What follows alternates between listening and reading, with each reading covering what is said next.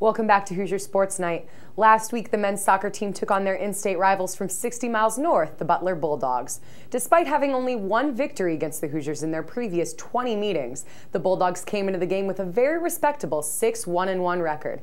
Cody Sharrett has more from the overtime thriller. Coming off a 3-0 defeat against UC Santa Barbara, the Hoosiers came into Bill Armstrong Stadium hoping to change their fortunes against in-state rival Butler. The Hoosiers got on the board early when Darren Yeagle headed a cross from Will Bruin into the back of the net. It was the senior's first goal since his freshman year. It appeared that the IU lead grew to 2-0 in the 19th minute when Rich Balchin scored. However, it was disallowed when the line judge called offsides. The Hoosiers had many more chances throughout the game but couldn't capitalize. 2 late goals by the Bulldogs, including one in the second overtime session, brought IU to its second straight defeat. Do a little soul searching, you know. Sometimes guys feel they can just put on the Indiana jersey and it's just going to happen for them. It's tougher than anybody else in the country when you put the Indiana jersey on. Teams are going to come out, fight harder against you than anybody else. And if you don't accept that challenge or don't get after it, hey, you can lose. And that we have to put this behind us. We got to collect ourselves. We got to. The only way it goes about is you got to go back and work, hold each other accountable, be positive, hold yourself to high standards every day, and do all the little things right. Every little thing. This is a funny game. You can do a lot of things right, but if you do 1 or 2 things wrong, you get punched in the nose and you got bloody old nose. We got bloody tonight. The loss dropped the Hoosiers to 5-4-1 on the season, heading into a tough Big Ten Conference schedule. From Bill Armstrong Stadium, I'm Cody Sharrett, Hoosier Sports Night. Back in 2006, it looked as if Darren Yeagle would be a key contributor to the Indiana soccer team for many years to come. The Louisville, Kentucky native was named the Big Ten Freshman of the Year that season and led the Hoosiers in goals with 7. However, due to injuries, Yeagle had not scored a goal since his breakout season. That is until Wednesday night's contest against Butler. Here's Rachel Benson with more from Bill Armstrong Stadium. Even with the loss against Butler, Darren Yeagle had something to celebrate. His first goal since his freshman season. A 5'9" senior forward, number 12, Darren Yeagle. As a redshirt freshman, he was named one of College Soccer News' top 100 freshmen to watch. He led the Hoosiers with 7 goals and was named the Big Ten Freshman of the Year. However, after returning from an amazing season, Yeagle suffered a knee injury. With ups and downs throughout his college career, Yeagle is back in his final season, and in their game against the Butler Bulldogs, Yeagle scored the first goal in the first 3.5 minutes of the game. Well, I saw we had the ball in the midfield, and I saw Will make a run to the right side, and I just knew he was going to play him the ball because we've been working on it in practice, so I just made a good run, and he played me a great ball. After 3 years, Yeagle is still showing the team and Hoosier fans his drive and what it means to be an IU player. Yeagle and the team hope to go on and find more successes throughout this season.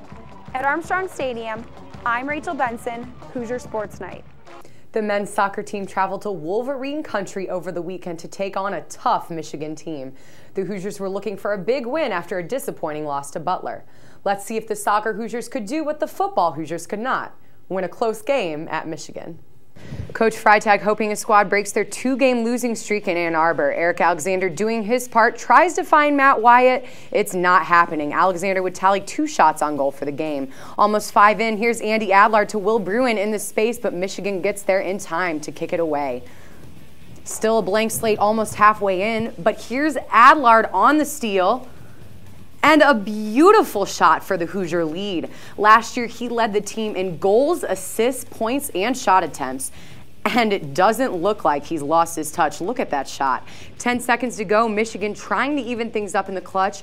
And Lewis Softner, a freshman, makes an incredible stop to secure the win. Michigan defenders falling on the field in their dismay. One more look shows just how close. He deflected that with his fingertips for his second save of the day. IU improves to 2-0 in Big Ten play. When your football team is on a 3-game losing streak and most recently was dropped by 40 points, it is never too early to talk basketball, especially in the hoops-crazed state of Indiana. This year's team looks to be greatly improved from the 6-win squad just a year ago. Lucas Mayer has more from Assembly Hall. With basketball season not too far away, Tom Crean held a press conference last week. He stressed competition between players along with intensity as keys for the upcoming season. We've had a good fall, and since August 31st, we've seen a competitive mindset. It doesn't mean anything yet in the sense of it carrying over to where it'll be in competition against other teams, but we are optimistic that that's going to happen because they are competitive with one another. They're working, I think, very hard. The best thing that they can do is be individually competitive every day. We're all pretty competitive in practice because that's what makes us better. So that's the only way we're going to get better. And everybody wants to play a lot, obviously, but it's whoever shows up in practice and plays hard. Coach Crean's goal is to make every player have basketball on the brain around the clock. But it doesn't happen. Just say, okay, I'm going to come out and work hard for 2.5 hours, and I'm going to go about my business the rest of the day and never think about basketball again. That's not how those banners got hung here. You know, and that's what we've got to continue to work towards and recruit towards. And hey, may the best man win. You know, and that's when you're building a program up. I mean, we're not gonna, we're not gonna level off and say, okay, well, we'll stay here, and this mentality is good, but we really want to get to here if we want to compete with this level of the league, and then we got to get to there if we want to compete with that level of the league. No, we may not be able to compete there yet, but we want the mentality to be there. It's much more intense and exciting. I mean, you have players who love the game this year. Not that we didn't last year, but I mean, last year was sort of, take players from here and there and put them together. But this year, we all have the same goal in mind, and I mean, and we're fighting for spots and playing time too. So that brings the intensity up even more. Crean is trying to implement the mentality of his successful teams from the past on the young IU squad. You got to have a team-wide gym rat mentality if you're really going to win. I mean, and really win.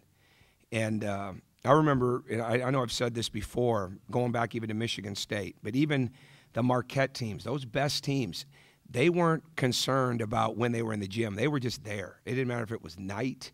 It didn't matter if it was early in the morning, the weekend certainly. You never had guys busting out right after practice. And that's where your standards of performance come in. And we've got standards for all of this. And you have to live up to them. You have to live up to them. Simply put, the players are buying into Tom Crean's ideals. The intensity and competition the players exhibit on and off the court is sure to lead to improvement for the Hoosiers. From Assembly Hall, I'm Lucas Mayer, Hoosier Sports Night. Thanks, Lucas. Indiana University eats, sleeps, and breathes the Little 500 once spring rolls around, but this year a new event was added to the circuit. Little 500 Day at the Track is a fall event designed to bring the hype of the Little 500 to campus a few months early. My co-host has more from the track at Bill Armstrong Stadium. For most Hoosiers, the Little 500 is something of a university holiday. As they say, the event only comes once a year, but the memories last a lifetime. But Sunday at Bill Armstrong Stadium featured a full day of racing. In the fall, something the IU Student Foundation hopes will become a brand new campus tradition. Hopefully someday this becomes just as big a tradition as Little 500 in the spring. Already a colossal event, the Little 5 is entering its 60th year, raising millions in IUSF scholarships and annually involving over 300 student riders. So, adding a fall series was essentially a no-brainer. I feel like this year, more than any other year, I'll walk around campus and I'll see teams like practicing, going out on rides, a lot more so than there were last year. I think that they're preparing more for this kind of event. Girls 10 laps and guys 12, and so it's just kind of a test of true athleticism. And preparation is key for the cyclocross, which is a bit harder than it looks. Stopping, hopping off the bike, jumping over the hay bale and running, and then getting back up to speed. And as soon as you're back up to speed, you have to slow down and get back off again. So they all complain about it, but I think that in general, I think it's good for them. It's really hard for the riders to put in so many hours and so much effort to have one day just in the spring. So we like to have a few events in the fall. From Bill Armstrong Stadium, I'm Kristin Carroll, Hoosier Sports Night. Coming up, we'll go out to the IU field hockey field and see how the Hoosiers would respond to a tough loss at home to Michigan State against the Central Michigan Chippewas. And fall baseball has begun for the Hoosiers. We have all the action so you can get an early look at Indiana baseball when we come back to Hoosier Sports Night.